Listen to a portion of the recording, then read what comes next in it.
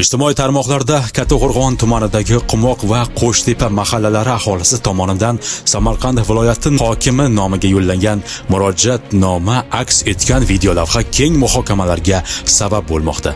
Mazkur lavhada mahalliy aholi ko'p yillardan beri hal etilmay kelayotgan yo'l muammosi haqida ochiq va oshkora fikr bildirgan. Gap Kattameng Qumoq Qo'shtepa yo'lining Qo'shtepa Qumoq qismi haqida bormoqda.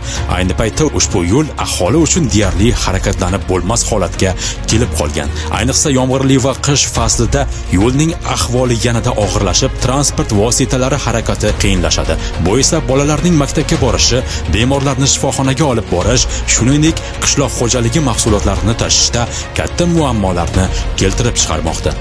Murojaatda ta'kidlanishicha, so'nggi 6 yil mobaynida ushbu masala yuzasidan bir necha bor tuman mutasaddilariga murojaat qilingan, ammo har gal muammo to'liq hal etilmasdan vaqtinchalik texnika yordamida yo'l faqat tekislanib qo'yilgan xolos.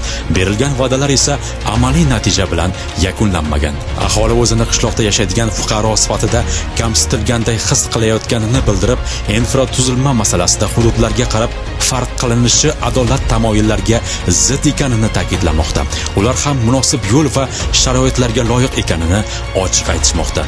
Shu munosabat bilan Qumoq va Qo'shtepa mahallalari aholisi tuman hokimidan najot yo'qligini bildirib, Samarqand viloyati hokimi Adiz Boboyevdan ushbu yo'lni to'liq ta'mirlash va asfaltlash masalasini shaxsan nazoratga olishni, muammoni amaliy yechim bilan hal etishni so'rab qolmoqda. Aholi murojaati tegishli mutasaddilar tomonidan qanday munosabat bildirilishi va muammoga qachon yechim topilishi jamoatchilik e'tiborida qolmoqda.